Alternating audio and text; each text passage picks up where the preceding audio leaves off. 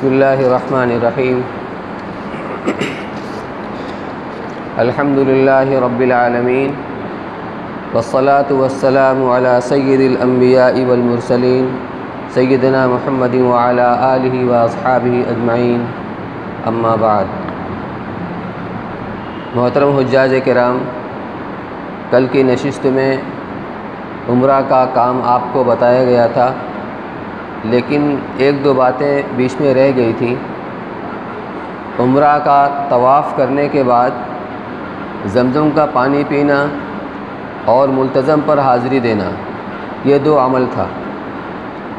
زمزم کا کنواں پہلے تہہ خانے میں تھا، حجاج کرام وہاں جا کر پانی پیا کرتے تھے، لیکن اب سب پیک کر دیا گیا ہے، اس لیے مقام ابراہیم جس طرف پڑتا ہے اسی طرف آپ پیچھے چلے جائیں گے تو وہاں پر لائن سے ٹوٹیاں بنی ہوئی ہیں، گلاس وہاں رکھے ہوئے ہوتے ہیں، البتہ بھیڑ بہت ہوتی ہے۔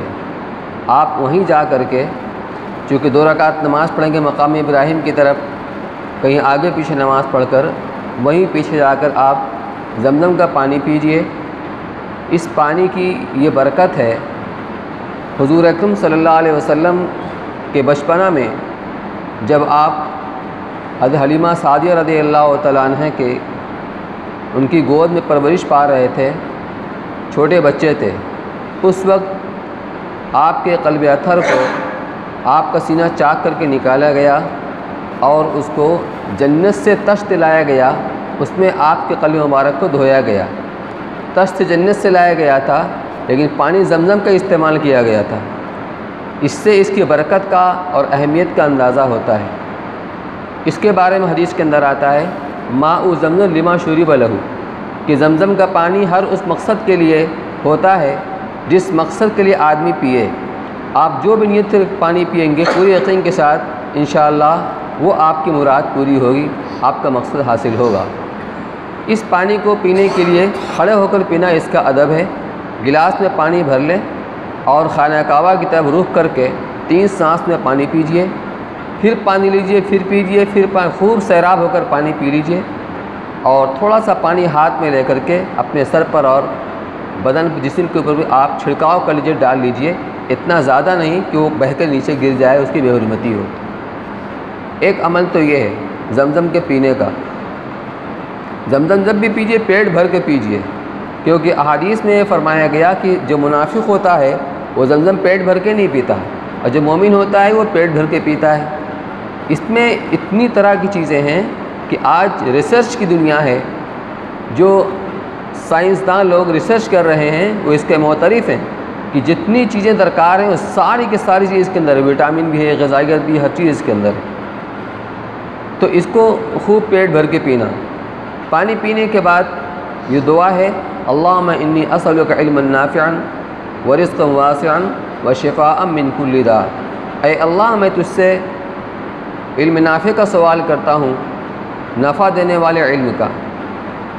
ایک علم وہ ہوتا ہے کہ آدمی علم حاصل کرے اس کے مطابق عمل نہ کرے، یہ علم اس سے خلاف حجت بنے گا، اس کے لیے مصیبت بنے گا۔ اور ایک ہے کہ علم حاصل کرنے کے بعد اس کے مطابق آدمی عمل کرے تو وہ علم نافع بنتا ہے۔ تو علم نافع کا سوال کرتا ہوں اور وسیع روزی کا سوال کرتا ہوں، یہ ہم سب کی ضرورت ہے، اور ہر بیماری سے شفا کا، ہر بیماری سے شفا کا۔ آپ جس نیت سے پیجئے، آپ کی بیماری مدت سے آپ علاج کر رہے ہیں اور شفا نہیں ہو رہی ہے، اس نیت سے آپ پانی پیجئے۔ بہت سے لوگوں کا تجربہ ہے، بہت سے اللہ والے کہ ہم نے اس نیت سے پیا اور وہ ہمارا مقصد ہم کو حاصل ہو گیا۔ ایک عمل تو یہ طواف کے بعد کا۔ دوسرا عمل ہے ملتزم پر حاضری کا، لیکن آپ حالت احرام میں ہیں، اور احرام کی حالت میں خوشبو کو ہاتھ لگانا منع ہے، اور خانہ کعبہ کی دیوار میں چاروں طرف عطر پوتا ہوا ہوتا ہے، عطر میں سمائی ہوئی ہوتی وہ دیوار، لہٰذا آپ وہاں پر نہ جائیں۔ پھر طواف کرنے والوں کو ریلا بھی چلتا رہتا ہے، تو ان کو کراس کر کے جانا یہ بھی ایک مسئلہ ہے، جب ضرورت ہوگی اس کا بھی طریقہ بتایا جائے گا۔ تو آپ یہ کر لیں کہ جو ملتزم کی دیوار ہے، یعنی حجر اسود گوشہ اور خانہ کعبہ کے دروازے کے درمیان کی دیوار، اس کے محاذات میں آپ اتنا پیچھے کھڑے ہو جائیں کہ طواف کرنے والوں کی ریلے کی زد میں نہ آ جائیں آپ، کیونکہ دعا اگر آپ سکون سے نہیں مانگیں گے تو آپ کو جی نہیں لگے گا۔ بعض لوگ ہوتے ہیں چونکہ سیکھ کر نہیں آتے ہیں، جذبات کے اوپر عمل کرتے ہیں۔ دیکھیے عبادت حکم کو پورا کرنے کا نام ہے، جذبات کی تکمیل کا نام عبادت نہیں ہے۔ اب وہ 2-3 آدمی کو آگے سے گھیر لیتے ہیں اور وہ نماز پڑھتے ہیں مقام ابراہیم کے قریب کھڑے ہو کر کے، اور طواف والوں کو ریلا آتا ہے اور سب کو اپنی زد میں لے لیتا ہے، چپیٹ میں۔ تو ایسی عبادت نہیں کرنی چاہیے۔ تو آپ انداز سے اتنا پیچھے کھڑے ہوں کہ طواف کرنے والوں کے زد میں نہ آ جائیں، یہی آپ دعا مانگ لیجئے۔ بڑی زبردست دعا ہے اس موقع کی۔ ملتزم پر جب حاضری دی جاتی ہے، آپ کے پاس کتاب ہوگی تو آپ کتاب لے کر کے آپ دعا مانگیے، بہت ہی اچھی دعا ہے۔ اللہم یا رب البیت العتیق عاتق رقابنا ورقاب آبائنا وامہاتنا واخواننا واولادنا من النار، جس کا ترجمہ ہے اے اللہ اس قدیم گھر کے مالک، ہماری گردنوں کو، ہمارے ماں باپ اور بھائیوں اور اولاد کی گردنوں کو دوزخ سے آزاد کر دے۔ یا ذا الجود والکرم والفضل والمن والعطاء والاحسان، اے بخشش و کرم والے، فضل و احسان و عطا والے۔ اللہم احسن عاقبتنا فی الامور کلیہا واجرنا من خزی الدنیا وعذاب الاخرہ، اے اللہ تمام معاملات میں ہمارا انجام خیر فرما اور ہمیں دنیا کی رسوائی اور آخرت کے عذاب سے محفوظ رکھ۔ اللہم انی عبدک وابن عبدک واقف تحت بابک ملتزم باعتابک متذلل بین یدیک ارجو رحمتک واخشى عذابک من النار یا قدیم الاحسان۔ اللہم انی اسألک ان ترفع ذکری وتضع وزری وتصلح امری وتطہر قلبی وتنور لی فی قبری وتغفر لی ذنبی واسألک الدرجات العلی من الجنہ، آمین۔ اے اللہ میں تیرا بندہ ہوں اور بندہ زادہ ہوں، تیرے مقدس گھر کے دروازے کے نیچے کھڑا ہوں، تیرے دروازے کی چوکھٹ سے لپٹا ہوا ہوں، تیرے سامنے عاجزی کر رہا ہوں اور تیری رحمت کا طلبگار ہوں، تیرے دوزخ کے عذاب سے ڈر رہا ہوں۔ اے ہمیشہ کے احسان کرنے والے، اے اللہ میں تجھ سے سوال کرتا ہوں کہ میرے ذکر کو بلندی عطا فرما اور میرے گناہوں کا بوجھ ہلکا کر اور میرے کاموں کو درست فرما اور میرے دل کو پاک کر اور میرے لیے قبر میں روشنی فرما اور میرے گناہ معاف فرما، اور میں تجھ سے جنت کے اونچے درجے کی بھیک مانگتا ہوں۔ یہ دعا کا خلاصہ ہے۔ تو اپنی بھی دعا مانگیں اور یہ بھی دعا مانگ لیں، زبردست دعا ہے، جامع دعا ہے۔ اب آپ کو صحیح کرنا ہے، وہ طریقہ آپ کو بتا دیا گیا۔ صحیح سے فارغ ہونے کے بعد آپ نے حلق کرا کر کے یعنی بال منڈوا کر کے آپ کا احرام کھل گیا۔ لیکن ایک بار دھیان میں رکھیے، آپ جب حلاقہ میں جائیں گے تو وہاں آپ کا بال منڈا جائے گا۔ تو کبھی ایسا ہوتا ہے کہ آدمی بیٹھا ہوا ہے لائن میں، چلو بھی نمبر آئے گا تو ہمارا بال منڈا جائے گا، لاؤ کچھ ناخن کا تراش لیں۔ آپ حائزہ ہرگز نہ کیجیے۔ احرام کھلنے سے پہلے اگر آپ نے 5 انگلی کے ناخن تراش دیا، آپ کے اوپر دم لازم آ جائے گا۔ تو بال بننے سے پہلے کوئی عمل نہیں ہونا چاہیے۔ دوسری بات، اگر آپس میں یہ مشورہ ہو جائے کہ چلو ہم آپ کا اور آپ ہمارا حلق کر دیں، ساتھ میں آپ کے ساتھ سامان ہے، ایسا بھی ہوتا ہے، اس میں سہولت بھی رہتی ہے کہ آپ وہاں پر جائیے، بھیڑ بھاڑ ہے تو اپنے ہاتھ سے ایک دوسرے کو بنا لیں۔ تو اگر آپ کا سارا عمل ہو چکا ہے، یعنی آپ نے عمرہ کے افعال ادا کیے ہیں، تو طواف بھی ہو چکا، سعی بھی ہو چکی، کہ اب صرف حلق کرانا باقی ہے۔ تو جس کا حلق نہیں ہوا ہے وہ اپنے ہاتھ سے اپنا بھی کر سکتا ہے، دوسرے کا بھی کر سکتا ہے، اس میں کوئی حرج کی بات نہیں ہے۔ تو ایک دوسرے کا بھی کر سکتے ہیں۔ آپ کا عمرہ کا افعال یہ سب مکمل ہو گیا۔ جی ہاں، اس لیے کہ اب آپ کو احرام کھولنا ہے۔ مان لیجئے آپ اپنے ہاتھ سے اپنا کر رہے ہیں تو آپ کا احرام بندھا ہوا ہے نا، تو جس طرح آپ اپنا کر سکتے ہیں دوسرے کا بھی کر سکتے ہیں، کوئی حرج کی بات نہیں۔ اب جب تک حج کے ایام نہیں آ جاتے آپ مکہ مکرمہ میں رہیں گے۔ کتاب میں ایک جگہ لکھا ہوا ہے مسئلہ کہ مکہ مکرمہ میں عمرہ کے افعال ادا کرنے کے بعد آپ وہاں مقامی آدمی کی حیثیت سے رہیں گے۔ مقامی کا مطلب یہ ہے، یہ اس اعتبار سے مقامی کہا جاتا ہے کہ جو مکہ مکرمہ کے رہنے والے ہیں وہ حج کا احرام اپنی جگہ سے باندھیں گے، ان کو باہر جانے کی ضرورت نہیں، کیونکہ حج کے افعال بیت اللہ کے اندر بھی کیے جاتے ہیں، مشاعر مینا مزدلفہ عرفات میں بھی کیے جاتے ہیں۔ مینا اور مزدلفہ اگرچہ حدود حرم کے اندر ہے، یہ عرفات تک کچھ حصہ حدود حرم کے باہر بھی ہے، اس لیے حج کا احرام تو وہیں سے باندھا جائے گا۔ تو آپ جب وہاں جا کر کے مقیم ہو گئے عمرہ کا افعال ادا کرنے کے بعد، تو اب آپ بھی وہاں کے مقامیوں کی طرح سے جب حج کا احرام باندھیں گے تو آپ اپنے قیام گاہ سے بھی باندھ سکتے ہیں اور حرم شریف آ کر بھی باندھ سکتے ہیں، اس مان کر آپ وہاں مقامی ہو گئے۔ اور مکہ میں رہنے والے جو عمرہ کا احرام باندھیں گے تو عمرہ کے افعال بیت اللہ میں یعنی حرم شریف میں ادا کیے جاتے ہیں، مسجد حرام میں طواف اور سعی ہے، تو اس لیے اس کا احرام باندھنے کے لیے وہ حدود حرم کے باہر جائیں گے، اور اس کا قریب علاقہ ہے مسجد عائشہ۔ تو اس طرح آپ بھی اگر نفلی عمرہ کے لیے احرام باندھیں گے تو آپ کو بھی باہر جانا پڑے گا۔ لیکن اگر کوئی بھی آدمی جو آفاقی ہے، آفاقی کا مطلب ایک چھوٹی سرکل ہے جس کو حدود حرم کہا جاتا ہے، اس کا ایک بارڈر ہوتا ہے، حدود حرم کے باہر بڑی سرکل ہے وہ ہل کہا جاتا ہے، ہل کے بارڈر کے اوپر میقات ہوا کرتی ہے، اس میقات سے باہر آنے والے آفاقی کہلاتے ہیں۔ تو ہندوستان، پاکستان، بنگلہ دیش یہ جو ہے جب یہاں سے جائیں گے تو چاہے حج کا احرام باندھ کر کے جائیں ڈائریکٹ اپنے وطن سے، اور چاہے عمرہ کا، تو یہ باہر سے ہی احرام باندھیں گے۔ لیکن وہاں جا کر مقیم ہو گئے تو مکہ میں رہنے والوں کی طرح سے حج کا احرام وہیں سے باندھیں گے، چاہے اپنے ہوٹل سے باندھیں، چاہے حرم شریف آ کر باندھیں، اور عمرہ کے احرام کے لیے آپ کو حدود حرم کے باہر جانا پڑے گا، مسجد عائشہ۔ بات سمجھ میں آ گئی؟ ایک چیز اور ہے، مقیم اور مسافر کا مسئلہ، اس کو آپ سمجھ لیجئے لیکن کسی سے حجت مت کیجیے گا، کیونکہ اس میں فقہاء کرام کے اختلاف ہے اور آج بھی علماء کرام کا اس میں اختلاف ہے۔ اس اختلاف سے فائدہ یہ ہوتا ہے گنجائش نکل جاتی ہے۔ جیسے میں آپ کو بتاؤں،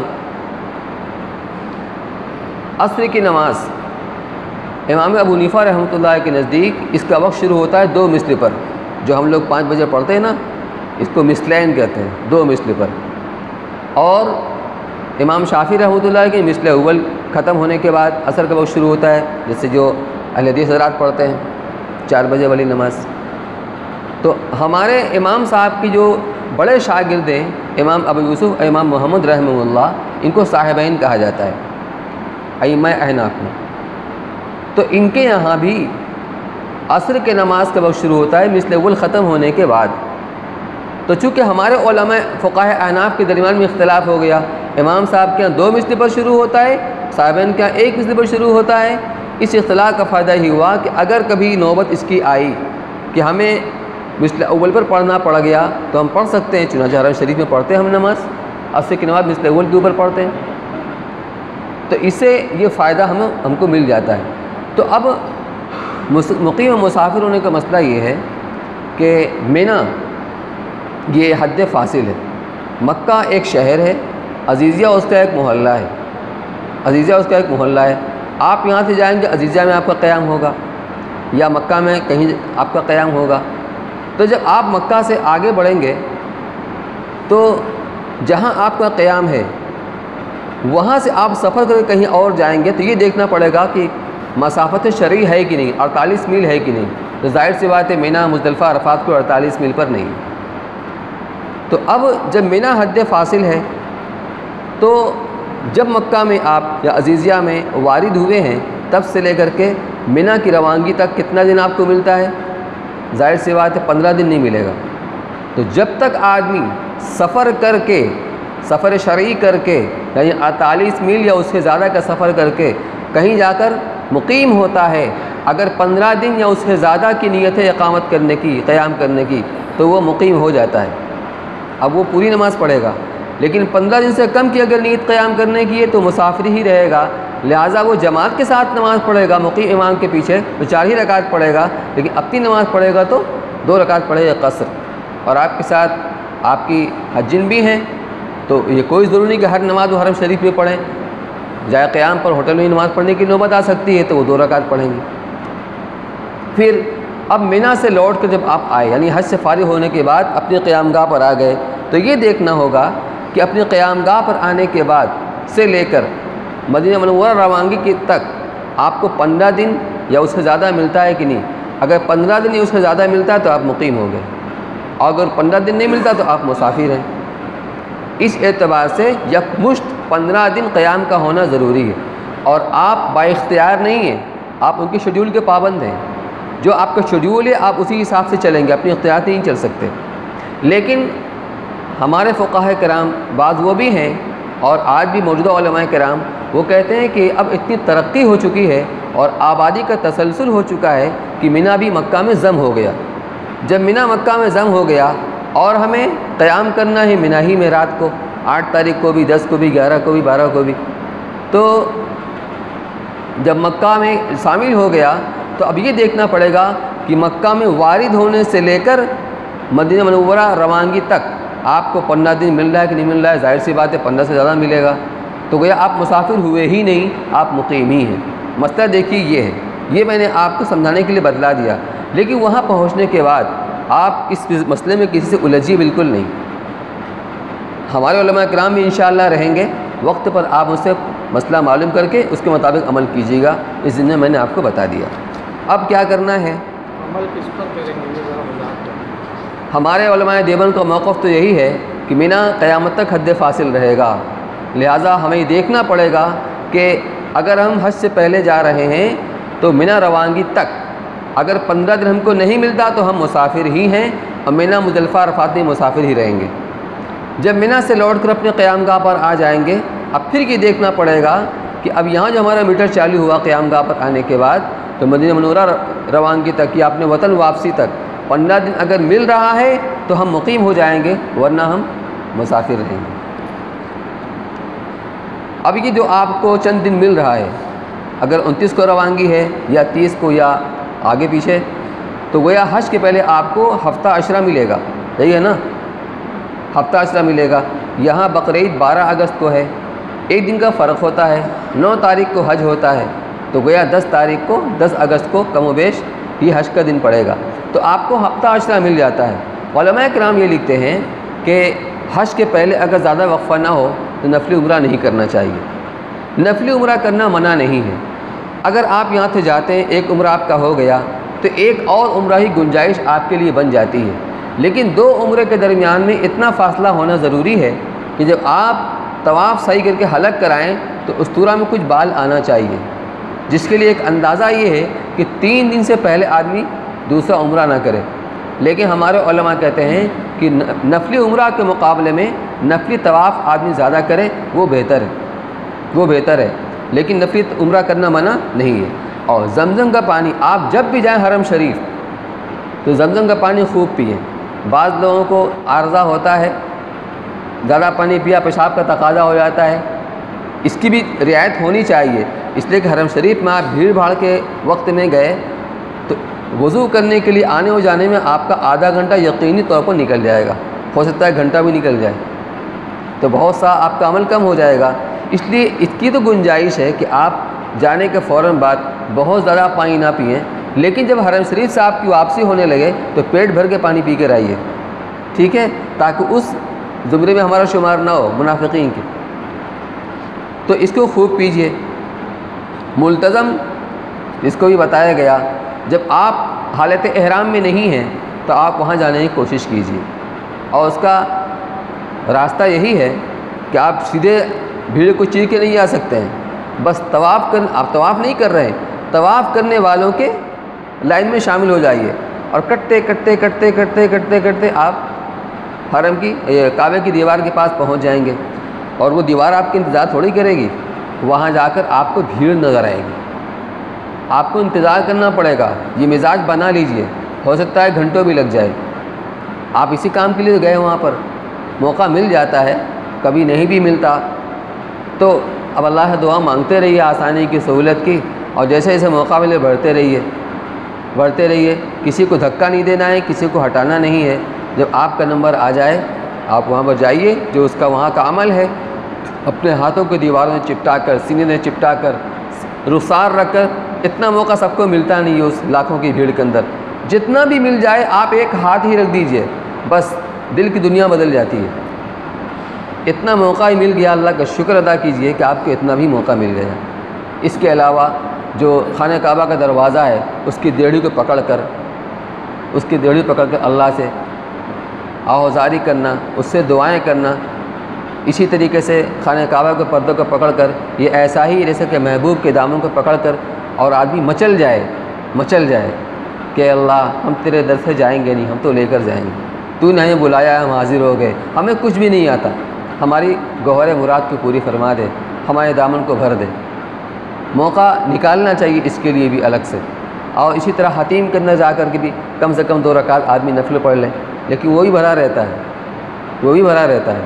لیکن تجربہ میرا اپنا یہ ہے کہ حتیم کا ایک طرف تو بند رہتا ہے راستہ، وہ پولیس کھڑی ہوئی ہوتی ہے، ایک طرف راستہ کھلا ہوا ہوتا ہے، تو آپ کھلے ہوئے راستے سے اندر انٹری کریں گے اور اسی دیوار کے سہارے بالکل آپ آخر میں چلے آئیے۔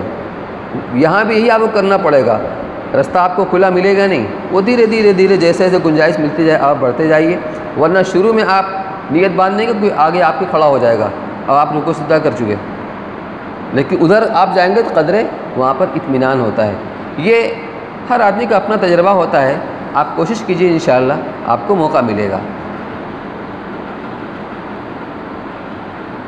نفلی طواف، جب آپ کو یہ وقت ملا ہفتہ عاشرہ تو آپ کثرت سے نفلی طواف کیجیے۔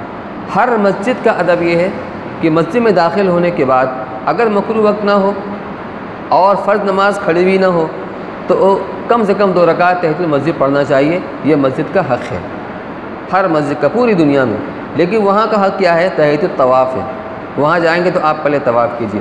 طواف کی کوئی شکل نہ ہو، یا تو یہ کہ اس قدر بھیڑ کی ہمت نہیں ہو رہی ہے تو پھر آپ نفل نماز پڑھیے، بیٹھ کے قرآن پاک کی تلاوت کیجیے، لیکن کوشش کیجیے کہ آپ وہاں پر طواف زیادہ سے زیادہ کیجیے جتنی آپ کو ہمت اور طاقت ہو۔ اپنی جان کو جوخم میں بھی نہیں ڈالنا ہے، اس کو بھی دھیان میں رکھنا ہے۔ کیوں کہ طواف آپ صرف وہیں کر سکتے ہیں، نماز دنیا میں کہیں پڑھ سکتے ہیں، طواف اور کہیں نہیں کر سکتے۔ اس نفلی طواف کے اندر بس 7 چکر طواف ہے اور اس کے بعد 2 رکعت نفل۔ طریقہ وہی ہے، آپ حجر اسود کے سامنے گئے اور انداز سے اس طرح کھڑے ہوئے کہ آپ کا دایاں مونڈا اس سے ٹکرا رہا ہے، اور یہاں سے آپ نے نیت کی، اے اللہ میں آپ کے پاس دھر کے 7 چکر طواف کی نیت کرتا ہوں، اس کو میرے لیے آسان فرما، میرے والد کی طرف سے قبول فرما۔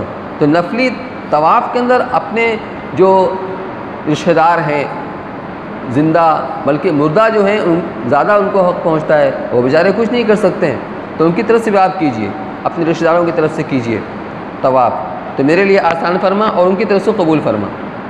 یہ نیت کر لیا، اب ہاتھ اٹھا کر بسم اللہ اللہ اکبر وللہ الحمد ہاتھ گرا دیا، یہ تو آپ کا تریمہ ہو گیا۔ دایاں قدم دائیں طرف بڑھا کر کے اب حجر اسود کے سامنے آ گئے، اب یہاں بھی اصطلاح میں بسم اللہ اللہ اکبر وللہ الحمد ہاتھوں کو چوم لیا اور دعا پڑھ کے طواف شروع کر دیا۔ سبحان اللہ والحمد للہ ولا الہ الا اللہ واللہ اکبر ولا حول ولا قوۃ الا باللہ العلی العظیم، اللہم ایمانا بک ووفاء بعہدک واتباعا لسنت نبیک محمد صلی اللہ علیہ وسلم۔ دعا ہے، دیکھ کر پڑھیں چاہے زبانی آپ دعا پڑھتے ہوئے اب آپ شروع کر دیجئے۔ عصر کے بعد جب دھوپ نہیں ہوتی یا کم ہوتی ہے، یا مغرب کے بعد، عشاء کے بعد، فجر کے بعد کافی بھیڑ رہتی ہے، اس کا مطلب نہیں کہ آپ طواف نہ کریں، آپ طواف کیجئے۔ جب دھوپ زیادہ ہوتی ہے، ظہر سے پہلے ظہر کے بعد، تو بھیڑ قدر کم ہوتی ہے، تو اس میں ذرا سا آسانی ہو جاتی ہے، کم وقت طواف ہو جاتا ہے۔ ایک معمول آپ بنا لیجئے کہ ہمیں اس نماز کے بعد 1 طواف یا 2 طواف کرنا ہے، یا اس وقت کرنا ہے۔ ایک معمول بنا لیجئے کہ ہمیں روزانہ 5-6 طواف کرنا ہے مثال کے طور پر، تو آپ کا اتنا ہونا چاہیے۔ جب طواف آپ کو نہیں کرنا ہے یا اس کا موقع نہیں ہے، آپ نفل پڑھیے، اور اگر اس کا بھی موقع نہیں ہے، بشاشت نہیں ہے، بیٹھ کے تلاوت کیجیے قرآن پاک کھول کر کے۔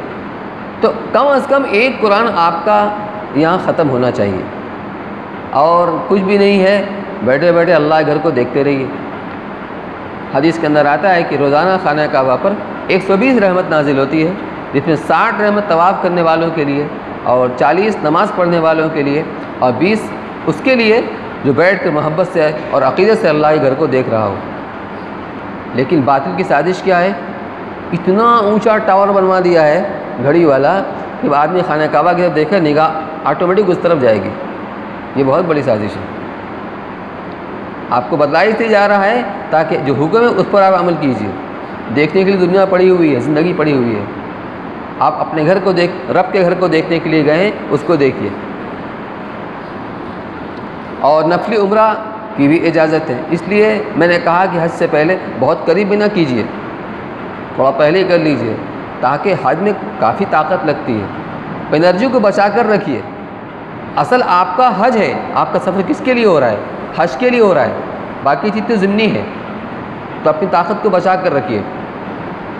تو یہ نفلی جب عمرہ کے لیے آپ جائیں گے، عموماً لوگ عشاء کی نماز کے بعد کھانا کھا کر جاتے ہیں یا فجر کی نماز پڑھتے ہی چلے جاتے ہیں، چونکہ فجر اول وقت میں ہوتی ہے۔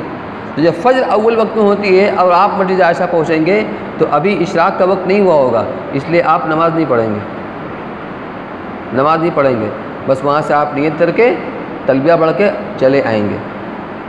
لوگ چادر یا گھر سے پہن کر کے جاتے ہیں احرام کی، بہتر یہی ہے، گھر ہی سے غسل کر لیا یا وہاں جا کر کے چادر اتار کر غسل کر لیا، اور وقت اگر ہے تو نماز پڑھ لیا۔ تو اگر اشراق کا وقت ہو گیا ہے تو آپ نماز پڑھ لیجئے احرام کی، اور نیت کر کے تلبیہ پڑھتے ہوئے آپ اپنی گاڑی سے چلے آئیے۔ اور اگر اشراق کا وقت نہیں ہوا ہے تو بغیر نماز پڑھے ہوئے آپ نیت کر کے تلبیہ پڑھتے ہوئے چلے آئیے۔ اور اگر عشاء کے بعد گئے ہیں تو نماز کا وقت ہے۔ تو اس طریقے سے حرم شریف آنے کے بعد آپ کو 7 چکر طواف کرنا ہے، اسی رمل استوا کے ساتھ، 7 چکر میں استوا اور 3 چکر میں رمل، اور اس کے بعد سعی کرنا ہے، سعی کے بعد آپ کو حلق کرا لینا ہے۔ حج کے بعد آپ کو موقع ملے گا، اس میں اس بات کو ذہن میں رکھیے کہ درمیان میں کم از کم 3 دن کا وقفہ ہونا چاہیے، لیکن نفلی طواف کی آپ زیادہ کوشش کیجیے۔ ایک تو یہ چیز ہو گئی، اور کم سے کم ایک ختم کا مطلب اگر کسی کے زیادہ ہو گیا تو یہ نہیں کہ چلو ایک ختم کے لیے کہا تھا، جتنا زیادہ سے زیادہ ہو سکے ایک تو ہونا ہی چاہیے۔ جب ہر چیز پر 1 لاکھ گناہ مل رہا ہے تو آپ کیوں اس کے اندر کمی کوتاہی کریں؟ نفلی صدقہ خیرات بھی کرتے رہیے، ٹھیک ہے۔ زیارت سے مراد وہی بیت اللہ کو دیکھنا، کہ جب کسی عمل کے اندر نہ ہو تو یہ عمل کیجیے۔ ایک بات دھیان میں رکھیے، ہم لوگ یعنی مدن پورہ کے لوگ، چونکہ رشتہ داریاں ہوتی ہیں، تعلقات ہوتے ہیں، جب 4 آدمی اکٹھا ہوتے ہیں کوئی نہ کوئی بات نکلتی ہے تو اس میں لایانی بھی شروع ہو جاتی ہے۔ اپنے وقت کی حفاظت، اپنی زبان کی حفاظت، اپنے کانوں کی حفاظت کے بہترین راستہ یہ ہے کہ آپ اپنے آپ کو عمل میں لگائے رکھیں، اور اس کا ایک ہی طریقہ ہے، حرم شریف آ جائیے، یہاں بک بک نہیں کریں گے۔ حرم شریف آ جائیں گے تو یا آپ طواف میں رہیں گے، یا نماز میں رہیں گے، یا تلاوت میں رہیں گے، یا بیت اللہ کا دیکھا کریں گے۔ بہترین راستہ یہ ہے، حرم شریف آ جائیے، یہ آپ کو وقت ملا ہوا اسی لیے ملا ہوا ہے، باقی کام کے لیے بس ضرورت بھر اپنے نگاہوں کی، زبان کی اور وقت کی حفاظت۔ نگاہوں کی حفاظت، چونکہ دنیا بھر کے حجاج کرام آتے ہیں، حجین عورتیں بھی ہوتی ہیں، اور اتنا اہتمام نہیں ہوتا ہے پردوں کا، تو کم سے کم ہم تو اپنی نگاہ کی حفاظت کریں، جتنا ہمارے بس میں اتنا تو کر لیں۔ حج مبرور جس کے اندر کوئی گناہ نہ ہو، اور بدنگاہی یہ بھی گناہ ہے۔ کبھی کبھی اس کی وجہ سے عبادت کا ذوق، لذت ختم ہو جاتی ہے، تو اسی کوشش کیجیے، اللہ توفیق مانگیے۔ نگاہوں کی حفاظت اور اپنے زبان کی حفاظت، لایانی بات زبان سے نہیں ہونی چاہیے، اور اپنے اوقات کی حفاظت کہ وقت کو آپ کام میں لائیے۔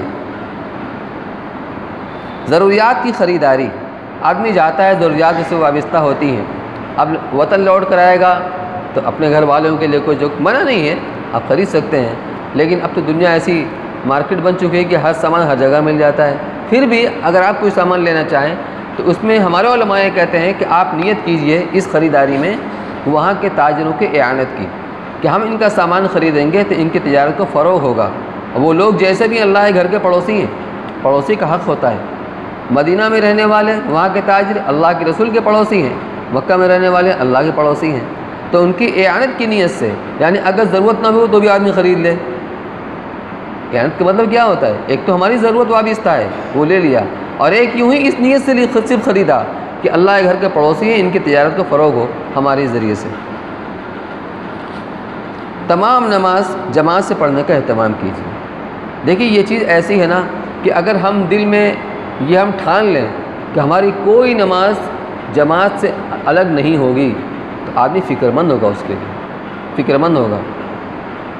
حرم شریف کی جماعت کے ساتھ نماز پڑھیں گے تو 1,00,000 نماز کا ثواب ہے، تنہا میں وہ بات نہیں ہے۔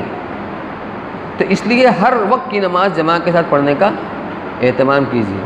بعض لوگ جدہ چلے جاتے ہیں اپنی ضروریات کے لیے، ارے اللہ کے بندو، کتنا آپ کو فائدہ ہو جائے گا، کچھ پیسے کا فائدہ ہو جائے گا، اور نماز کتنی آپ کی جائے گی، موازنہ کیجیے۔ تو اس لیے ہر وقت کی نماز حرم شریف پڑھنے کا جماعت سے اہتمام۔ زیارت، جس طرح مدینہ منورہ میں زیارت کی جاتی ہے، یہاں بھی زیارت کی جاتی ہے۔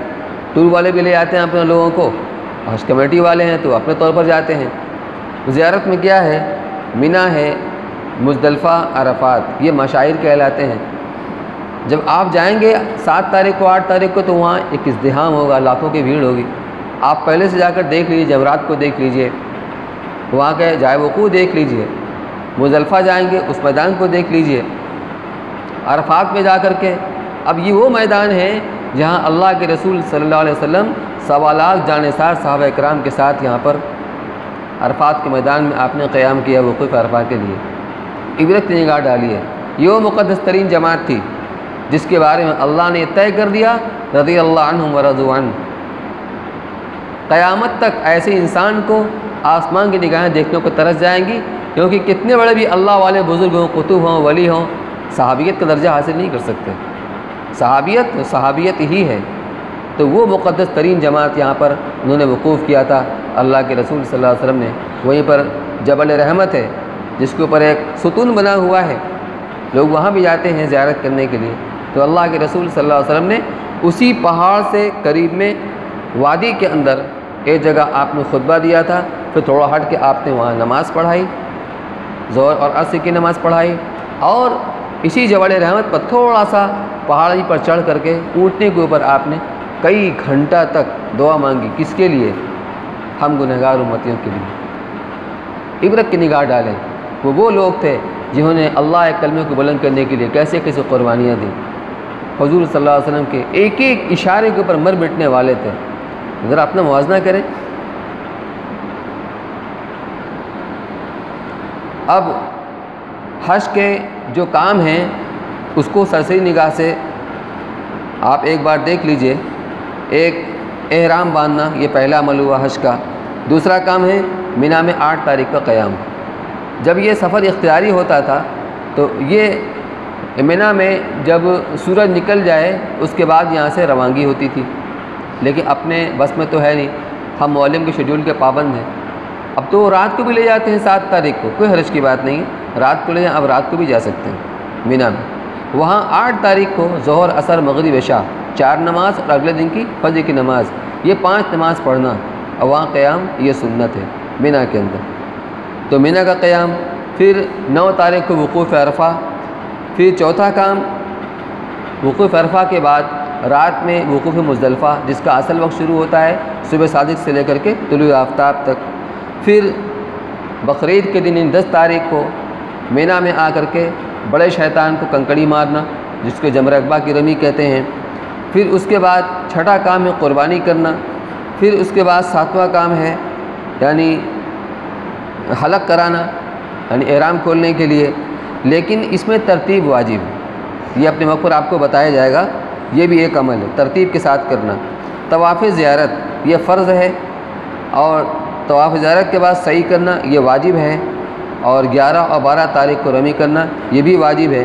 پھر رخصتی کا طواف، چاہے مدینہ کے لیے روانگی آپ کی ہو رہی ہو، چاہے مکہ چاہے یہاں اپنے وطن کے لیے، رخصتی کا طواف آفاقی کے لیے یہ واجب ہے۔ یہ 12-13 کام ہیں آپ کے۔ اب 7 تاریخ کو کمیٹی والے معلم کے آدمی آتے ہیں ہوٹل کے اوپر، اور ایک گروپ بنا دیتے ہیں، وہ خیمہ کا نمبر الاٹ کرتے ہیں کہ آپ کا خیمہ نمبر اتنا ہے۔ اب خیمہ کے اندر اتنی ہی جگہ ملتی ہے، میرا خیال ہے کہ 1.5 فٹ کا گدہ ہوتا ہے، دلپ کا گدہ ہوتا ہے، بس اتنا ہی ایک آدمی کو جگہ ملتی ہے۔ یعنی اجتماع گاہ کے اندر بھی آدمی کو اس سے زیادہ جگہ ملتی ہے، وہاں اتنی جگہ ملتی ہے۔ اسی میں آپ کو یہ 8، 9، 10، 11، 12 اسی میں گزارنا ہے۔ بہرحال شکایت ہمیں نہیں کرنا چاہیے، وہاں مستقل میں قیام نہیں کرنا ہے، بس مل جل کر کسی طرح ہم، لیکن نماز اس پر نہیں ہوگی۔ جو میں نے دیکھا وہ گدا، وہ ڈنلپ کا گدا اتنا موٹا، اس میں پیشانی جب آپ رکھیں گے سجدے کے لیے تو زمین کی سختی آپ کو نہیں ملے گی، اور سجدے کے صحیح ہونے کے لیے ضروری ہے کہ زمین کی سختی آپ کو ملے، اس لیے آپ تخت پر نماز پڑھ سکتے ہیں، سجدہ کر سکتے ہیں، اس کے اندر سختی ہوتی ہے، زمین سے وہ لگا ہوتا ہے اس کا پایا۔ روئی کا جو گدا ہوتا ہے وہ ذرا ٹھوس ہوتا ہے، اس پر سختی مل جاتی ہے، یہ ڈنلپ گدا میں وہ جرکنگ ہوتی رہتی ہے، اس پر نماز نہیں ہوگی۔ ہم سب اس کو اٹھا کر کنارے کر دیا کرتے تھے اور پھر نماز پڑھا کرتے تھے، سونے کا وقت ہوتا پھر اس کو لگایا کرتے تھے۔ دشواری تو ہوتی ہے لیکن کیا کیا جائے، تو وہاں پر اتنی جگہ ملتی ہے آپ کو، لیکن یہ ضرور کیجئے کہ مستورات الگ ہوں۔ اب تو ماشاءاللہ انتظام بھی ہوتا ہے، اگر انتظام نہ بھی ہو تو جو حاجی اس کے اندر خیمے کے اندر ہوں وہ آپس کے مشورے سے مستورات کا الگ کر دیں۔ وہ مناسب نہیں معلوم ہوتا ہے کہ مستورات بھی ہوں اسی کے اندر مرد حضرات بھی ہوں، اس لیے کہ نیند کی حالت میں کوئی کیسے ہوتا ہے، تو اس کا اہتمام کیا جائے۔ جب آپ منا کے لیے جائیں گے تو اس سے پہلے کچھ انتظامی طور پر، جیسے وہاں چادر بھی ملتی ہے آپ کو، لیکن اپنی ایک چادر لے لیجئے، کبھی کام آ جاتی ہے۔ ایک مصلی لے لیجئے، کیونکہ آپ جب مزدلفہ میں جائیں گے تو وہاں پہ کچھ نہیں ملے گا۔ چادر لے لیجئے، مصلی لے لیجئے، تسبیح لے لیجئے، اسی طریقے سے قرآن پاک آپ کے ساتھ ہو، دعائی کتاب آپ کے ساتھ ہو، کچھ کھانے پینے کا خشک سامان آپ کے ساتھ ہو۔ اگر یہ ٹور والے بھی کھانے کا انتظام کرتے ہیں اور اب شاید کمیٹی والے کی طرف سے بھی انتظام ہوتا ہے، لیکن اگر آپ کے ساتھ کچھ سامان رہے گا تو آپ پریشان نہیں ہوں گے، تو کچھ نہ کچھ کھانے پینے کا بسکٹ ہے، دال موٹ ہے، میوہ وغیرہ ہے، آپ کے ساتھ رہنا چاہیے۔ یہ پہلے انتظام کر کے ایک کٹ کے اندر آپ رکھ لیجئے، اور 7 تاریخ کو عشاء کی نماز پڑھ کر کے، یا جیسا آپ کو موقع ہو، آپ کو معلوم ہو جائے گا کب آپ کو نکلنا ہے، تو عموماً ایسا ہی ہوتا ہے، عشاء کی نماز پڑھ کر کھانا سے فارغ ہونے کے بعد اب پوری تیاری کیجئے۔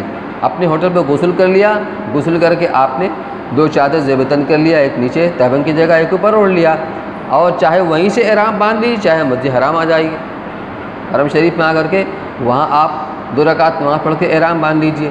آپ کا جی چاہے تو نفلی طواف بھی کر سکتے ہیں، نفلی طواف بھی کر سکتے ہیں، لیکن اس طواف میں آپ کو استباء اور رمل نہیں کرنا ہے، کیونکہ استباء رمل اسی طواف میں کیا جاتا ہے جس کے بعد صحیح کرنی ہوتی ہے۔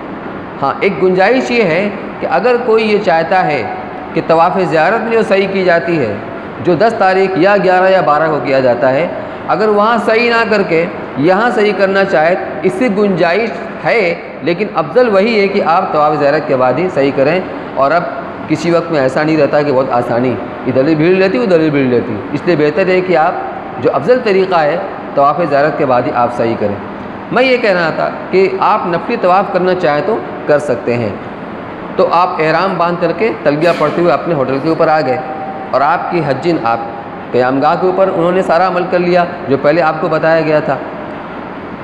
خدا نخواستہ اگر عورتیں ان کا معذوری کا ایام شروع ہو گئے ہیں تو ان کے لیے احرام باندھنے کی منائی نہیں ہے، وہ غسل بھی کریں گی، یہ علامتی غسل ہوگا، نماز نہیں پڑھیں گی۔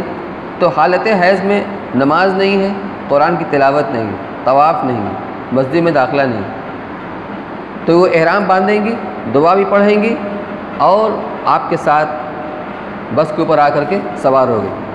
اب بس پر آپ بیٹھ کر کے تلبیہ میں اور دوسرے اذکار کے اندر لگے رہیے، کچھ نہ کچھ زبان سے آپ پڑھتے رہیے۔ آپ مینا کے اندر پہنچیں گے، چاہے رات ہی میں آپ کو پہنچا دیا جائے، چاہے صبح آپ جب بھی آپ پہنچیں گے تو پہلے اپنے خیمے کے اندر جا کر کے شفٹ ہو جائیے، سامان وغیرہ رکھ کر کے اطمینان کے ساتھ۔ جب سکون ہو جائے، اگر آرام کا تقاضا ہو تو کچھ آرام کر لیجئے، لیکن پوری رات آپ سو کر مت گزاریے، زندگی پڑی بھی ہے سونے کے لیے۔ ہاں، لیکن عبادت کے لیے بشاشت ضروری ہوا کرتی ہے۔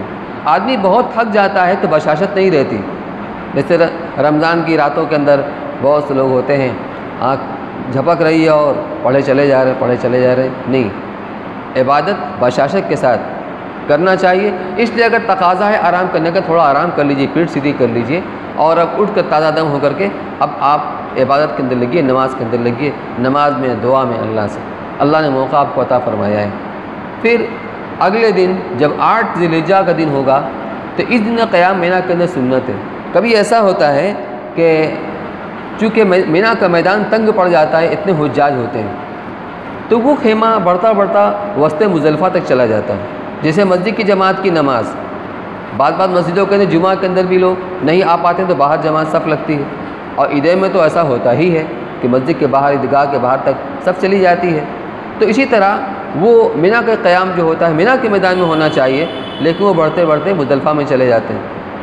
تو اگر مزدلفہ میں آپ کا قیام ہے تو آپ وہیں رہیں گے، آپ کو کہیں نہیں جانا ہے۔ لیکن مفتی صاحب سے مشورہ ہوا کہ ایسے میں کیا شکل اختیار کی جائے کہ اس سنت پر ہمارا عمل ہو جائے، تو مشورہ یہ ہوا کہ آدمی کوئی فولڈنگ چٹائی ساتھ میں ہوتی ہی ہے، یا کوئی چادر وغیرہ اور تسبیح یا قرآن لے کر کے آپ آ جائیے مینا کے حدود کے اندر، اور جہاں موقع دیکھیے مناسب جگہ بیٹھ کر کے گھنٹہ 2 گھنٹہ کوئی عمل کر لیجئے، کم سے کم اس کے ثواب کے تو آپ مستحق ہو جائیں گے۔ جو سنت قیام ہے اس میں آپ کا شمار ہو جائے گا۔ 8 طریقے عمل کرنا ہے۔ اور اللہ کے رسول صلی اللہ علیہ وسلم نے حج تو زمانہ جاہلیت سے ہوا کرتا تھا، تو جب آپ کو نبوت ملی تو آپ دعوت دیا کرتے تھے، خود مکہ والوں کو بھی اور مکہ میں آنے والوں کو بھی۔ تو حج کے موسم میں دور دراز سے لوگ آیا کرتے تھے حج کرنے کے لیے، تو مینا میں ان کا خیمہ لگا کرتا تھا۔ حضرت ابوبکر رضی اللہ تعالیٰ عنہ یہ قبائل کے مزاج سے بہت واقف تھے، یہ کون قبیلہ کے لوگ ہیں، کیا مزاج ان کا ہے، وہ جگہ پہلے معلوم کرتے تھے اور اللہ کے رسول صلی اللہ علیہ وسلم کو تعارف کرا دیتے، فلاں قبیلہ کے لوگ ہیں، ان کا یہ مزاج ہے، آپ ان کو جا کر دعوت دیتے۔ کوئی سنتا کوئی نہیں سنتا، کوئی برا بھلا کہتا، آپ سب برداشت کرتے۔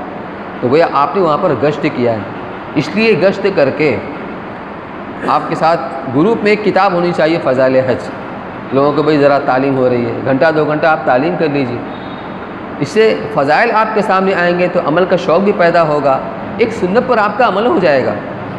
گشت کر کے آپ وہاں پر تعلیم کریں گے، کیونکہ آپ کے ذمہ اور کوئی کام نہیں ہے، ورنہ اگر آدمی خالی رہے گا تو ادھر ادھر کی باتیں ہوں گی، لایانی باتیں ہوں گی۔ ایک کام اور کر لیجئے کہ 8 تاریخ کو نکل کر ذرا جمرات کے جائے وقوع دیکھ لیجئے کہ ہم نے 10 تاریخ کو آئیں گے اور ہم کو رمی کرنا ہوگا تو جمرہ کس طرف پڑتا ہے، کس راستے سے جائیں گے، کتنی دور پڑتا ہے، اپنا لوکیشن دیکھ لیجئے کہ ہمارا جس روڈ پر ہمارا خیمہ ہے اس روڈ کا نمبر کیا ہے، وہ کون سا بلاک ہے اور معلم کا کون نمبر ہے، یہ سب معلوم کر لیجئے، نکل کر تھوڑا آگے پیچھے دیکھ کر کے۔ اس سے فائدہ یہی ہوگا کہ آپ جب 10 تاریخ کو لوٹ کر آئیں گے تو آپ سواری سے نہیں آئیں گے، بس آپ کو یہاں نہیں چھوڑے گی، آپ پیدل ہی آئیں گے۔ راستہ اگر دیکھا ہوا ہوگا کوئی نمایاں عمارت، کوئی ایسی بلڈنگ وہاں پر وہ بھی رہتا ہے، میٹرو کا اسٹیشن وغیرہ ہوتا ہے، وہ کس طرف پڑتا ہے، کتنی دور پڑتا ہے، اس سے آپ کو اندازہ ہو جائے گا اور آپ اپنے خیمے کے اندر آپ پہنچ جائیں گے۔ تو 8 تاریخ کو ہم وہاں صرف نماز پڑھنی ہے اور کوئی کام نہیں ہے۔ تو کوئی کام نہیں کا مطلب یہ ہے کہ اپنے آپ کی تلاوت میں، اذکار میں، تعلیم میں، اس کے اندر اپنے آپ کو لگائیں گے۔ پھر 9 تاریخ کو فجر کی نماز آپ مینا ہی کے اندر پڑھیں گے اگر آپ کو موقع ہو تو، ورنہ اگر رات کو لے کے چلے جائیں گے تو آپ کو جانا پڑے گا، ہیں تو چلے جائیے، کوئی حرج کی بات نہیں ہے، آپ کو روکیں گے نہیں، وہ آپ کو لے کر جائیں گے، ان کی ذمہ داری ہے، ہر معلم کی ذمہ داری ہے۔ ایک حاجی بھی رہے گا تو وہ لے کر کے جائیں گے، تو اگر رات کو لے کر جائیں رات کو چلے جائیے، کوئی حرج کی بات نہیں۔ تو اگر آپ نے وہاں فجر کی نماز پڑھی تو اب یہ ذی الحجہ کی 9ویں تاریخ ہو گئی، اس کو یوم عرفہ کہتے ہیں۔ اس دن سے ایک عمل شروع ہو جائے گا تکبیر تشریق والا، جو ہم اپنے وطن پر رہتے ہوئے 9 تاریخ کی فجر کی نماز سے 13 تاریخ کی عصر کی نماز تک ہر فرض نماز کے بعد پڑھتے ہیں، اللہ اکبر لا الہ الا اللہ واللہ اکبر اللہ اکبر وللہ الحمد۔ ترتیب یہ رہے گی کہ سلام پھیرنے کے بعد پہلے تکبیر تشریق پڑھیں گے، اس کے بعد تب تلبیہ پڑھیں گے، اور تلبیہ ہمارا یہ وقفے وقفے جاری رہے گا۔ کسی سے ملاقات ہو تو پہلے تلبیہ پھر سلام۔ ہر حالات کی چینجنگ میں اور بدلنے میں، کبھی آپ چڑھ رہے ہیں، سیڑھی چڑھ رہے ہیں یا چڑھائی پر چڑھ رہے ہیں، تلبیہ، نشے میں اتر رہے ہیں، تلبیہ، زنا اتر رہے ہیں، تلبیہ۔ تو ہر حالات کی چینجنگ کے وقت میں خاص طور پر ہمیں تلبیہ پڑھنا ہے، بار بار ہمیں تلبیہ پڑھنا ہے۔ اگر 9 تاریخ سے پہلے ہی آپ 8 تاریخ کو رات ہی کو عرفات چلے گئے تو وہاں بھی آپ نماز پڑھیں گے فجر کی، وہاں فجر کے بعد یہ عمل کرنا ہے آپ کو۔ تو چاہے آپ صبح جائیں عرفات، چاہے رات میں چلے جائیں، عرفات پہنچ گئے، وہاں بڑے بڑے خیموں کے اندر لوگوں کو رکھا جاتا ہے، وہاں پہنچنے کے بعد اپنی کوئی جگہ لے لیجیے، وہاں سیٹ متعین نہیں ہوتی ہے، وہاں خیمے کا نمبر بھی الاٹمنٹ نہیں ہوتا ہے، وہ بڑے بڑے خیموں کے اندر اسی میں کہیں آپ جگہ لے لیجئے اپنے گروپ کے ساتھ، اور جگہ لے کر کے اب وہیں پر آپ اگر رات کو پہنچ گئے ہیں تو وہی نماز کا عمل، دعا کا عمل وہاں بھی کیجیے، ہر آنے والے عمل کے اللہ سے آسانی کی دعا مانگیے، اپنے لیے، اپنے گھر والوں کے لیے، اپنے وطن کے لیے خاص طور سے۔ جس صورتحال کے سے ہمارا یہ ملک اور اس کے حالات متاثر ہو رہے ہیں، ہمیں خاص طور پہ دعا کرنے کی ضرورت ہے۔ اور اگر صبح کو یہاں سے چلے ہیں تو عرفات میں اچھا ایسا بھی ہوتا ہے پہنچتے پہنچتے وہاں بھی دوپہر بھی ہو جاتی ہے، ہنگامی طور سے ڈرائیور کو رکھا جاتا ہے جو وہاں کے مقامی نہیں ہوتے ہیں۔ اچھا ہندوستان کی طرح سے نہیں ہے کہ آپ کو دائیں یا بائیں مڑنا ہے، آپ جھٹکے میں آگے چلے گئے چلو پیچھے بیک کر کے ہم نہ، آپ آگے نکل گئے تو آپ پیچھے لوٹ کے نہیں آ سکتے، آپ کو آگے ہی جانا پڑے گا، چاہے آپ کو 10 کلومیٹر کا چکر کاٹنا پڑے، اس میں دیر ہو جاتی ہے۔ تو بہرحال جب بھی آپ عرفات پہنچیں گے وہاں پر پہنچنے کے بعد اپنے آپ کو تیار کیجئے، کیونکہ یہاں کا جو عمل وقوف عرفہ کا یہ حج کا رکن اعظم ہے، یہ سب سے بڑا رکن ہے، یہی فوت ہو گیا تو حج فوت، اب کوئی شکل نہیں، تلافی کی کوئی شکل نہیں۔ اس لیے وہ لوگ جو ہاسپٹل کے اندر بھرتی ہوتے ہیں، مریض ہیں، بیمار ہیں، حکومت ان کا بھی انتظام کرتی ہے، ان کو اسٹریچر کے ذریعے سے، ویل چیئر کے ذریعے سے ان کو لایا جاتا ہے اور یہاں پہ گزارا جاتا ہے۔ تو عرفات کے میدان میں ایک لمحے کے لیے بھی آدمی گزر جائے گا، اس کا وقوف معتبر ہو جائے گا، مان لیا جائے گا، تو اتنا اہتمام اور انتظام ہوتا ہے۔ وہاں وقوف کا وقت شروع ہوتا ہے زوال سے، یعنی جب ظہر کا وقت شروع ہوتا ہے تب سے وقوف کا وقت شروع ہو جاتا ہے۔ وقوف کے معنی ہوتے ہیں کھڑا ہونا، چونکہ اللہ کے رسول صلی اللہ علیہ وسلم نے اپنی عمر پر کھڑے ہو کر کے آپ نے گھنٹوں دعائیں مانگی، ہماری عادت نہیں ہے، اس لیے اس سے گنجائش ہے کہ اگر آدمی تھک گیا ہے تو بیٹھ سکتا ہے۔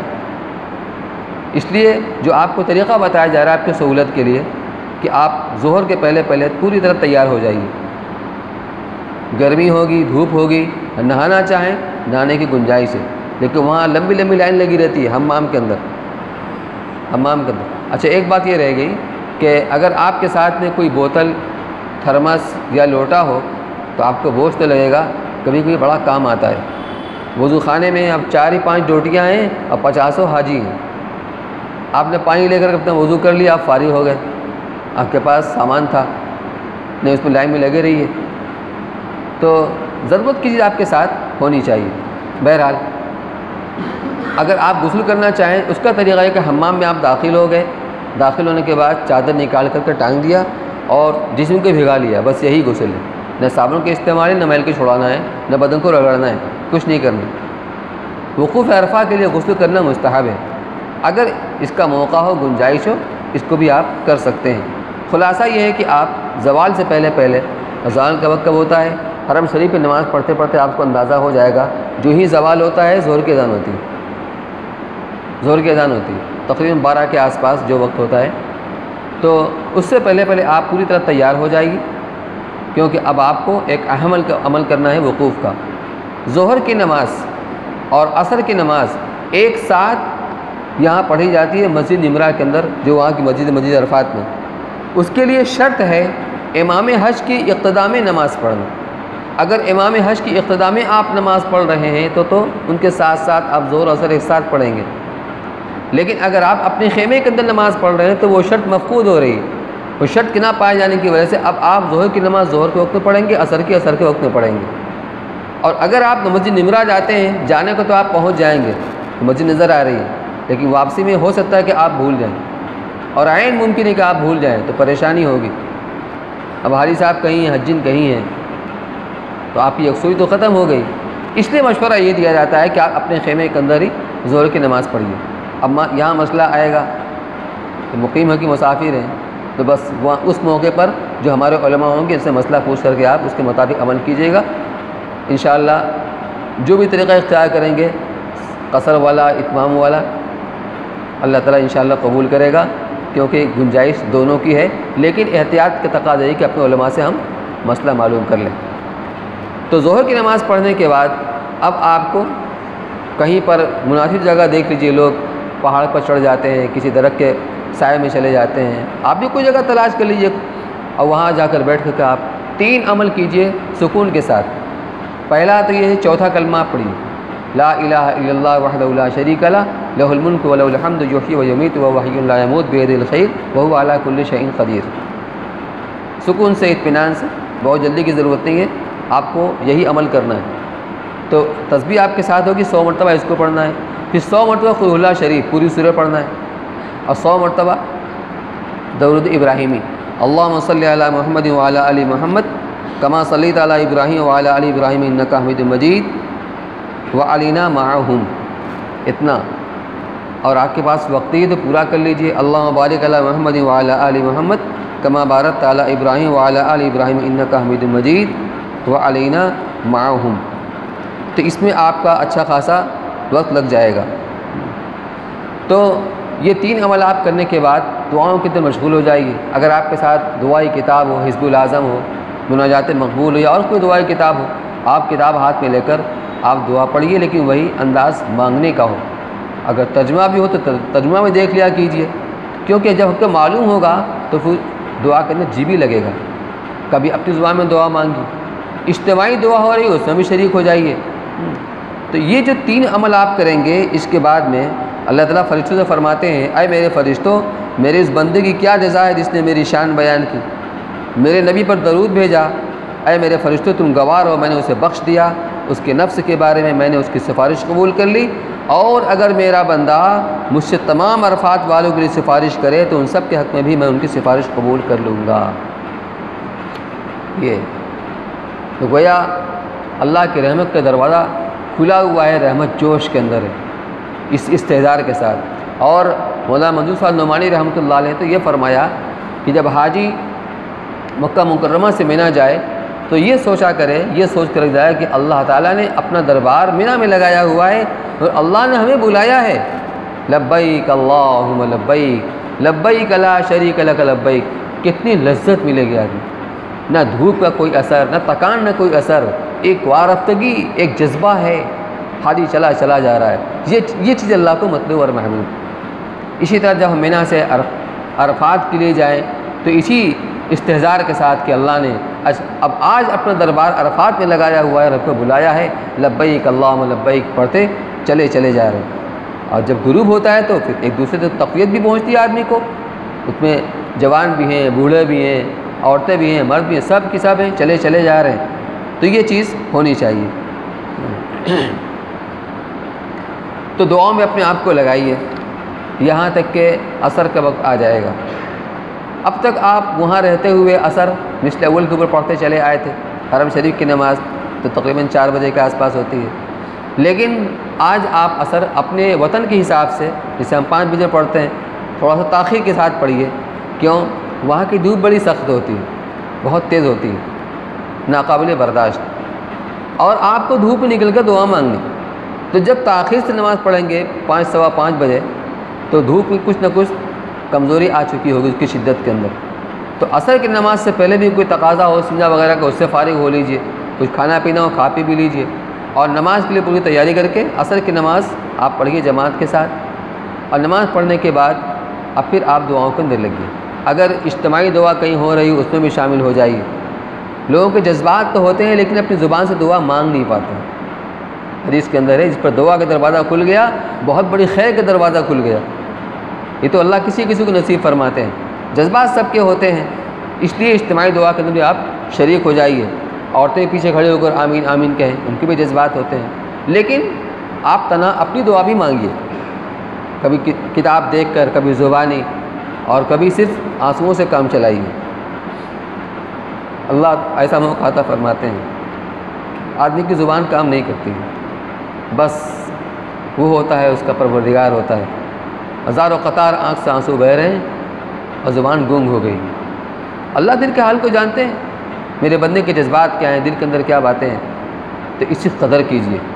یہ وقت زندگی میں پتہ نہیں دوبارہ ملے گا یا نہیں ملے گا۔ غروب آفتاب تو عصر کی نماز کے بعد اگر دھوپ اتنی ہے کہ قابل برداشت ہے، آپ برداشت کر سکتے ہیں، تو آپ خیمے سے باہر آ جائیے اور دھوپ میں کھڑا ہو کر دعا مانگیں تاکہ اللہ کی رحمت جوش کے اندر آ جائے۔ حدیث کے اندر ہے کہ عرفات کے میدان میں بھی کوئی یہ سمجھے کہ میری مغفرت نہیں ہوئی تو وہ فاسق ہے۔ ہم یقیناً گنہگار ہیں، خطا کار ہیں، لیکن اللہ کی رحمت انتہائی جوش کے اندر ہوتی ہے۔ اے میرے بندو، اگر تمہاری گناہ پوری دنیا کی ریت کے ذروں کے برابر ہوں، بارش کے قطروں کے برابر ہوں، سمندر کے جھاگ کے برابر ہوں، درختوں کے پتے کے برابر ہوں، جاؤ تو میں نے سب کو معاف کر دیا۔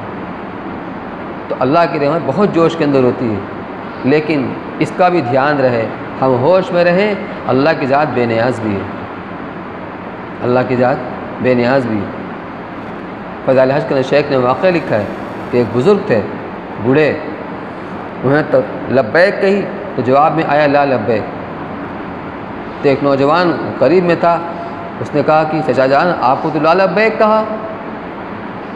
تو وہ بزرگ رونے لگے، کہا بیٹا میں 70 سال سے یہی سن رہا ہوں، میں لبیک کہتا ہوں جیسے لا لبیک ہو جاتی ہے۔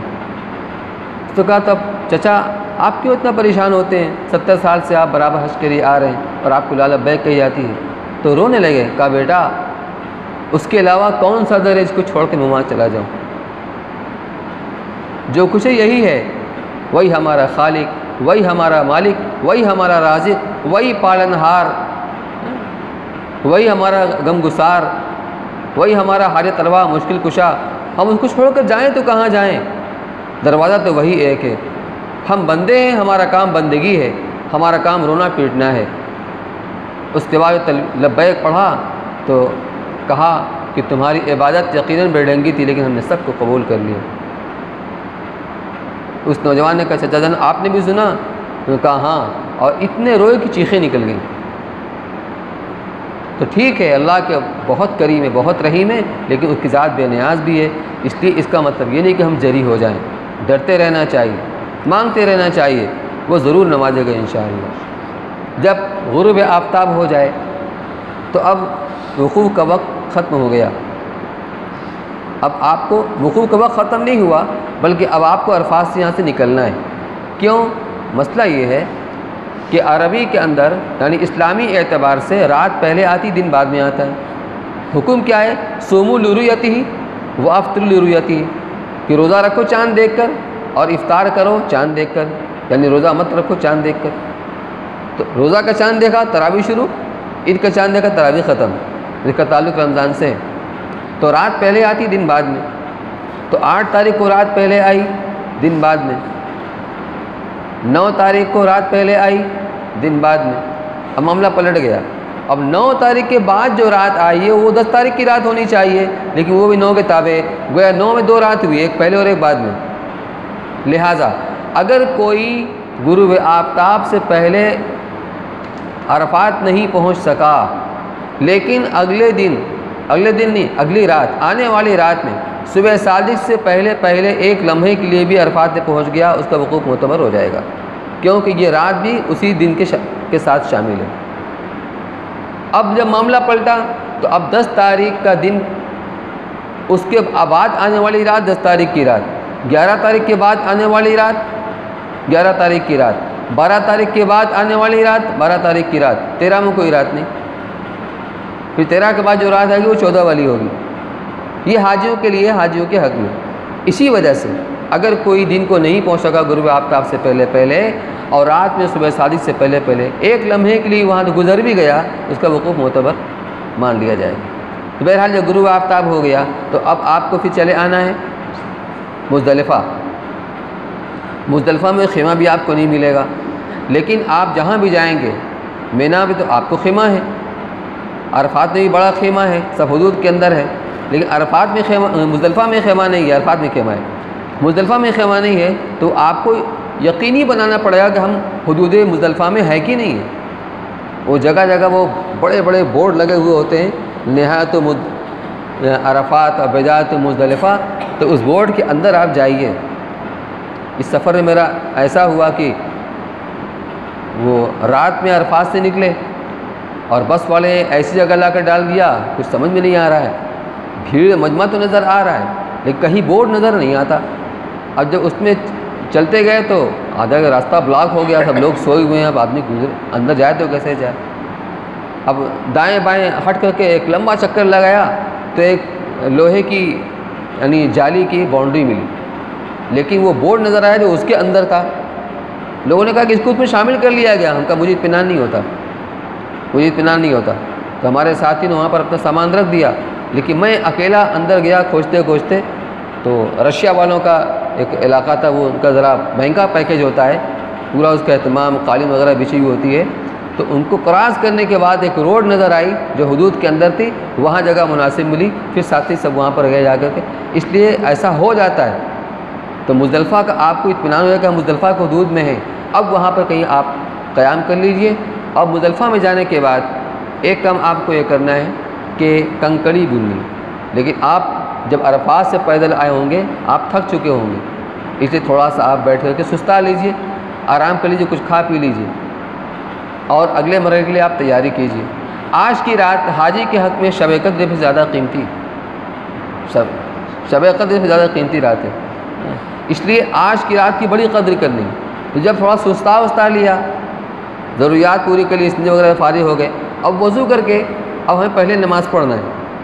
آج کی رات میں مغرب کی نماز اور عشاء کی نماز دونوں نماز ایک ساتھ پڑھنی ہے، لیکن عشاء کے وقت میں پڑھنی ہے۔ تو مغرب کی نماز نہ عرفات کے میدان میں پڑھنی ہے، نہ راستے میں پڑھنی ہے، مزدلفہ میں ہی پڑھنا ہے، لیکن مزدلفہ میں اگر عشاء کے وقت سے پہلے آ گئے تو بھی نہیں پڑھنا ہے، مزدلفہ کے میدان میں پڑھنا ہے اور عشاء کے وقت میں پڑھنا ہے، مغرب بھی اور عشاء بھی، چاہے جتنی رات بھی ہو جائے۔ اس کا طریقہ یہ ہے کہ اذان دلوا کر کے، جماعت جگہ جگہ ہوتی رہتی ہے، آپ پہلے مغرب کی نماز پڑھیں گے جماعت کے ساتھ، اور سنت پڑھے بغیر فوراً عشاء کی نماز پڑھیں گے فرض جماعت کے ساتھ۔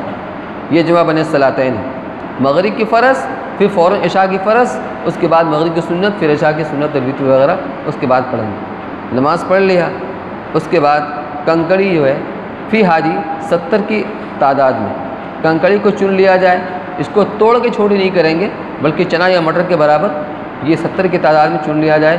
وہاں جگہ جگہ ملتی ہے، ذرا زمین کو دیں گے نا وہ نکلنا شروع ہو جائے گی، تو نکال کر ایک پولیتھین میں رکھ کر کے اس کو ذرا دھل کے صاف کر لیجئے، کیونکہ اس پر عبادت ادا ہوگی۔ کنکڑی آپ نے چن لیا، اب کیا کرنا ہے؟ اب آپ کو اس رات کو وصول کرنا ہے۔ بہت زیادہ اگر آپ کو تقاضا نہ ہو تو آپ نمازوں کے اندر مشغول ہو جائیے، نماز کے اندر، دعاؤں کے اندر۔ یہ وقت اللہ نے مقدس عطا فرمایا ہے، پھر پتہ نہیں ملے گا یا نہیں ملے گا، تو اللہ تعالیٰ دیکھنا چاہتے ہیں کہ میرا بندہ یہ رات سو کر گزارتا ہے یا رو کر گزارتا ہے، تو ہم رو کر گزارنے والے بنے، آرام کے لیے زندگی پڑی ہوئی، یہاں تک کہ جب صبح صادق ہو جائے گی، آپ حرم شریف پہ نماز پڑھتے ہیں صبح صادق کے فوراً بعد فجر کی نماز، آپ کو اندازہ ہو جائے گا صبح صادق کے بعد، اب پھر آپ تیاری کیجئے فجر کی نماز کے لیے۔ تو فجر کی نماز اذان اور جماعت کے ساتھ نماز پڑھنے کے بعد جو ہے تو اب آپ وقوف کے لیے تیار ہو جائیے۔ وقوف مزدلفہ یہ واجب ہے، وقوف عرفہ یہ فرض ہے۔ یہ وقوف کب تک ہوگا؟ سورج نکلنے سے 5 منٹ پہلے تک یہاں آپ کو مزدلفہ کے میدان میں رہنا ہے، وقوف کرنا ہے۔ عرفات کے میدان میں اللہ کے رسول صلی اللہ علیہ وسلم نے جتنی دعائیں مانگی تھی سب کی سب قبول ہو گئی تھی، صرف ایک دعا رہ گئی تھی۔ یہ آپ کا احسان ہے امت کے اوپر کہ اللہ سے مانگ کر آپ نے قبول کروا لیا کہ اللہ میرے امت کے اوپر اجتماعی عذاب نہ آئے، کوئی ایسا ظالم بادشاہ مسلط نہ ہو سب کو تہس نہس کر دے۔ سب قبول ہوئی، میرے امت میں اختلاف نہ ہو، یہ قبول نہیں ہوئی، اور میرے امت کے ظالم کو یہ معاف کر دے، یہ بھی قبول نہیں ہوئی۔ مزدلفہ میں آنے کے بعد آپ نے پھر اللہ سے لگ لپٹ کے دعا مانگی کہ اے اللہ یہ بھی تو ہو سکتا ہے کہ تو مظلوم کو بدلہ اپنے خزانے سے عطا فرما کر ظالم کو معاف کر دے، یہ بھی دعا قبول ہو گئی۔ شیطان روتا چلاتا پیٹتا ہوا تو ساری کی کرائی محنت کے پانی پھر جائے گا تب تو۔